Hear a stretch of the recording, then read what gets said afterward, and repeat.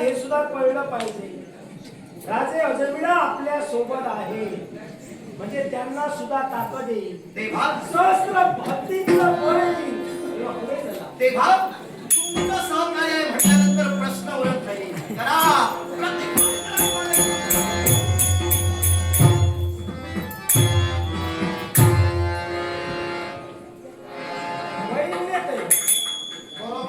गरुड इथं तुमचं काम काय? प्रश्न निर्माण केला. कळालो प्रभू रामचंद्र यांच्या वतीनं आले. हे जे भांडण निर्माण झालं हा याला कारणीभूतच तुम्ही आहात. आम्ही कारण कसे काय? हस्तिनापुरात आणि अयोध्येत जो वादांग निर्माण झालाय हा याला जबाबदार तू आहेस. मी होय झालंय. ठामपणे सांगू शकतोय. बोला मला आता तुझ्या समोर बोलायचंच आहे. बोला कारण या बाजूनं जर तुम्ही लढत असाल तर ज्याला या हस्तिनापूरचा राजा बनविला तो बोलण्या योग्यतेचा नव्हता. पण आता माझ्या प्रत्येक प्रश्नाची उत्तरं तुम्ही द्याल. बरोबर. कारण वैकुंठ नाथांचे वाहन आपण आहात. म्हणजे देव साम्राज्यात आपण वावरतात. हे जे भांडण निर्माण झालं याला कारणच तुम्ही. मला सांगा जर का या राजा राम यांनी विश्वाच्या ठाई केवळ पापाचरण केलं आणि ते पाप त्यांना सतावू लागलं म्हणून अश्वमेध यज्ञ करण्याचं ठरविलं. अश्वमेध यज्ञ करत असताना या हस्तिनापुरात त्यांचा अश्व इथपर्यंत आला. इकडे घटना घडली की या हस्तिनापूरचा शासक राजे नल आणि केवळ वीर सारे देव साम्राज्यावर स्वारी करून गेले. देव साम्राज्यात युद्ध चालू असताना इकडे घटना ही घडली. राज्य शासन नसताना मिळविलं. पण याला जबाबदार तू कसा आहे? कारण देव देवताने तुझ्या मध्ये सुद्धा जबाबदारी दिली. तुला माहित होतं अश्व या हस्तिनापुरात आला आणि हस्तिनापूर केवळ राजे राम यांच्या नेतृत्वाखाली हस्तगत करते. त्यावेळी राजे नल यांचा पुत्र साऱ्या सैन्याविषयी देवतांवर चाल करून जात असताना तुम्हाला देवतांनी आज्ञा केली की साऱ्या सैन्यासहित तुम्ही राजे नल यांच्या पुत्राला उचलून दुसऱ्या बाजूला कुठेतरी फेकून द्या. हे केला आणि हे केल्यानंतर जर का जीवनात सद्धर्मी धर्मीय जर होतास तर तू त्यांना सांगायला होतं की देवतांवर स्वारी करण्यापेक्षा हस्तिनापूर कुणीतरी हस्तगत करतंय आणि हे तू त्यांना जर का सांगितलं असतंस तर देवतांचा नाद सोडून ते हस्तिनापूरच्या किंवा जबाबदारीनं हे हस्तिनापूर सांभाळलं असतं. हस्तिनापूरचा शासक या हस्तिनापुरात आला असता. पण इथं सुद्धा तुला भांडण लावून द्यायचं होतं. एवढे दिवस तुला पराक्रम गाजविता आले नाही. तू पराक्रमाच्या जोरावर सैन्य आणि राजे नल यांच्या पुत्राला नेऊन टाकलं. पण ते जर सांगितलं असतंस तर हे घडलं नसतं. हे बाई मग आता तुम्ही काय सांगा? राजकर्ते नल यांना मी जाऊन सांगितलं नाही. राजकर्ते नल ज्यावेळी स्वर्ग साम्राज्यावर आक्रमण करायला गेले होते त्यावेळी तुम्ही काय करत होता? मी तिकडेच होतो. का गेला होता? का गेला होता? राजकर्ते नाही सॉरी नको इथं कोणी का गेलं? कारण माझा शब्द आहे राजे सोमेश्वर यांना. जोपर्यंत हा शतगुप्तेश्वर जिवंत आहे तोपर्यंत या हस्तिनापूरचा खंबीर योद्धा म्हणून उभा राहील. ज्यावेळी किंवा हस्तिनापुराला गरज लागेल त्यावेळी हस्तिनापुराच्या विस्तारासाठी हा शतगुप्तेश्वर जगणार आहे. त्याचप्रमाणे राजे नल यांच्या स्वामेत देवतांवर स्वारी करून हा शतगुप्तेश्वर गेला. हस्तिनापुराच्या ठिकाणी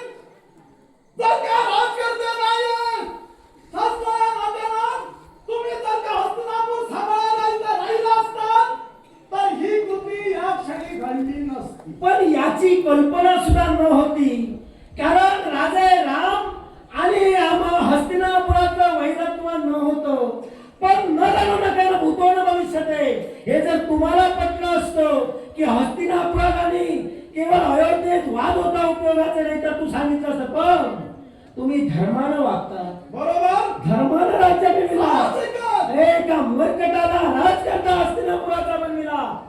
लाजा वाटायला हव्या होत्या तुम्हाला. का म्हणून? कारण प्रत्येक वेळी तुम्ही काही धर्माचे पुरस्कार नव्हे, तुम्ही काही धुतल्या तांदळासारख्या आदर्श समजू नका, कारण तुम्ही सुद्धा अधर्मच केला. प्रत्येक गोष्ट अधर्मानं तुम्ही नेमिला. मला सांगा, शबर दैत्याला ज्या रामाच्या बंधू लक्ष्मणानं मारिलं, हा धर्म होता का? जाणून बुजून मारिलं. ते तुम्ही ठरवा. नाही, तुम्ही ठरवा. मग तुम्ही बोलतात कसं काय? मला कारण आहे. हाच मुलाला तुम्ही आम्हाला आरोपी ठरविता. अरे, प्रत्येक मला हेच म्हणायचंय, प्रत्येक वेळी आयत्या पिठावर रेवटे बनण्यासाठी केवळ प्रभू रामाचे बंधू लक्ष्मण तत्पर ठरले. केवळ शबर दैत्य परमेश्वराला आत्मसात करून घेत असताना शबर दैत्यांसाठी केवळ शस्त्र पाठविण्याचं कार्य केलं. ते शस्त्र लक्ष्मणानं घेतलं आणि त्या कनक बेटाच्या ठिकाणी असणारा शबर आणि या शबराचं शिरकमल उडविण्याचं कार्य केलं. आणि हाच अधर्म तुमच्या लक्ष्मणानं केला. जाणून बुजून जर का ते घडवलं असतं, तर तो अधर्म घडला असता, तर मी मान्य केलं असतं. पण हे कळत नकळत घडविलं गेलं. कारण मला एक सांगा, भक्ती करण्यासाठी कणकाचं पेटत मिळालं होतं का हो? कुठली भक्ती करत असताना जागा निवडलेली नसते. भक्ती हा एकांतवासात केली जाते आणि एकांतवास मध्ये कणकने शबरदत्त्यानं मिळवलं आणि एक शबरदत्त्यानं करत असताना एवढं समजलं की शूर्पणखेचे काळी नाम लक्ष्मणाला टाकले. अशा स्त्रीची केवळ विलंबन करणारे लक्ष्मण हे योग्य होते का? अहो, कणक भेट म्हणून तुम्ही एकांतवास म्हणतात. अहो, ज्या कणकाच्या बेटात सहजासहजी कुणी जाऊ शकत नाही, अशा कणकाच्या बेटात जाऊन एका चोराप्रमाणे शबर भक्तीसाठी बसतो, याची जाणीव लक्ष्मणाला नव्हती. वा. कणकाचा बेट होता, या काटेरी बेटात कुणी नसणार, म्हणून त्या अस्त्राचा उपयोग त्या कणकाच्या बेटावर केला आणि कळत न कळत शबर मेला. दोष लक्ष्मणाला देऊ नका. वा, मग मला सांगा, जर का लक्ष्मणाला दोष देता उपयोगाचा नाही, मग शूर्पणखेचे कान नाक कापले. विश्वाच्या खाली प्रत्येक स्त्रीचं सौंदर्य म्हणजे कान आणि नाक होय. मग असं असताना त्या स्त्रीचंही विडंबन करताना लाज कशी वाटली नाही कुणाला? लक्ष्मणाला? कारण आज्ञा कुणाची होती? कुणाची? बाबा रामचंद्राची होती. म्हणजे मग ते योग्य काय, अयोग्य काय हे जाणण्या व्यतिरिक्त प्रभू रामचंद्र करू शकतात का? काय योग्य आणि काय अयोग्य होतं पटवून द्या. शूर्पणखा तिथपर्यंत का आली होती? सुधावतीला पेटून उठली होती. कुठल्या? मग सुधारणेने जर का पेटून उठली होती, मग लग्नाची वाच्यता प्रभू रामचंद्र यांच्या समोर त्यानं का करावी? एका गोष्टीसाठी, कारण तिला सुनावणी पेटवायचा होता आणि सुनावणीनं केवळ लक्ष्मणाला आणि रामाला संपवायचं होतं. हे केवळ कृत्य तिचं होतं आणि हे सत्यच आहे. मग जर का कृत्य तिचं होतं ना, मग ज्या कृत्यासाठी ज्या सुनावणीनं तिथपर्यंत ती आली होती, ती कुठल्या स्वरूपात होती? तर सुंदर अशा स्त्रीच्या एका स्वरूपात होती. मग सूळ होता, सूळ भावना जर का पेटली होती, मूळ स्वरूपात तिथपर्यंत का आली नव्हती? पण मला काय म्हणायचंय, तुम्ही तिचं सौंदर्य झाकण्याचं कार्य केलात, विद्रूप त्या एका स्त्रीला केलात. हा धर्म तुमचा होता का? तुम्ही स्त्रीच्या पाठीराखा होतात की स्त्रीचा आदर करणारे होता? आतापर्यंत स्त्रीचा आदरच केला जातोय. मग जर का आदर केला असता, जर का आदर केला असता तर तिचे कान कापले नसते.